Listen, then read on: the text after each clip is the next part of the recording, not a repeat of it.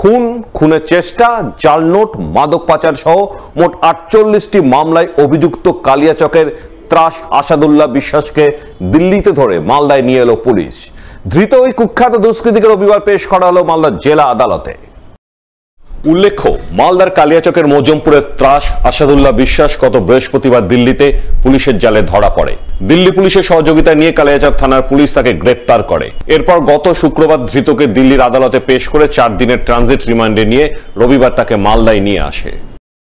19 তারিখে একটা কেস হয়েছিল যেখানে একজনকে অনেক লোক ইনজার্ড করেছিল, তারপরে ও ট্রিটমেন্টে মারা যায়। তো তারপরে একটা কেস হয়েছে কালিয়াচকে 1291/24 dated 19/8/24।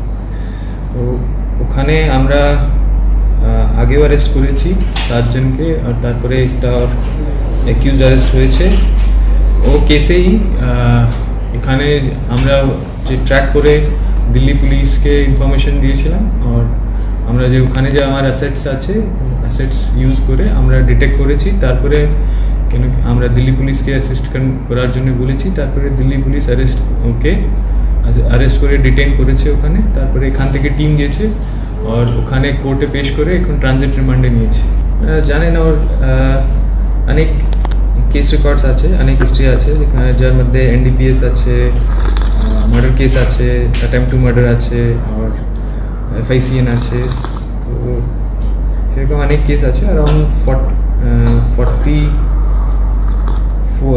50 cases we know that he has some around references in around 50 cases. কালিয়াচকের ডন আসাদুল্লাহ বিশ্বাসের বিরুদ্ধে খুন, খুনের চেষ্টা, জাল নোট পাচার, মাদক পাচারের মতো 48টি পুরনো মামলা রয়েছে পুলিশের খাতায়। তবে সে জামিনে মুক্ত ছিল। তবে জামিনে মুক্ত থাকলেও তার মামলায় ঢোকার ক্ষেত্রে উচ্চ আদালতের নিষেধাজ্ঞা ছিল। কিন্তু নিষেধাজ্ঞা থাকলেও গোপনে সে কালিয়াচকের মাটিতে পা রাখে। এরপর গত 18 আগস্ট মজমপুরের বাসিন্দা অহিদুল শেখকে পিটিয়ে খুনের অভিযোগ ওঠে আসাদুল্লাহ বিশ্বাস সহ তার অনুগামীদের বিরুদ্ধে। সেই ঘটনায় পুলিশ আগেই আসাদুল্লাহ বিশ্বাসের এক ছেলে সহ মোট 9 জনকে গ্রেপ্তার করে।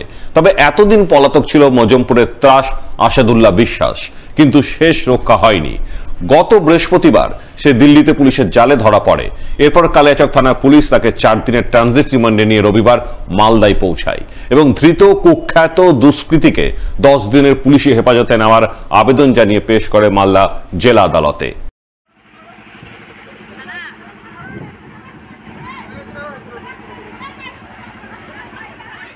আরজিকর কাণ্ডে সিবিআইয়ের হাতে আরজিকরের প্রাক্তন অধ্যক্ষ সন্দীপ ঘোষ এবং তালা থানার ওসি গ্রেপ্তারের দিনে মালদায় চাঁচলে ফের পথে নামলেন অভয়া মঞ্চের সদস্যরা।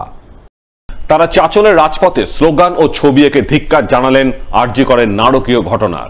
সে সঙ্গে ঘটনার বাকি জড়িতদের অবিলম্বে খুঁজে বের করে সকলের দৃষ্টান্তমূলক শাস্তির দাবি জানালেন চাঁচলের অভয়া মঞ্চের সঙ্গে যুক্ত শিল্প, সাংস্কৃতিক, শিক্ষা জগৎ সহ বিভিন্ন মহলের বিশিষ্ট সাধারণ মানুষজন।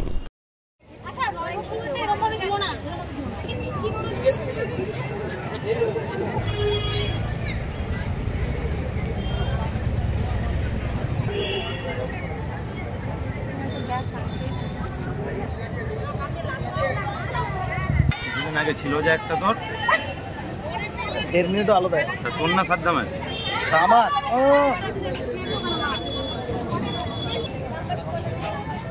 শহরে যত আর্টিস্ট রয়েছে, যারা প্রতিবাদী মানুষজন রয়েছে, তারা একসাথে সমবেত হয়েছি আজকে এই জায়গাটায়।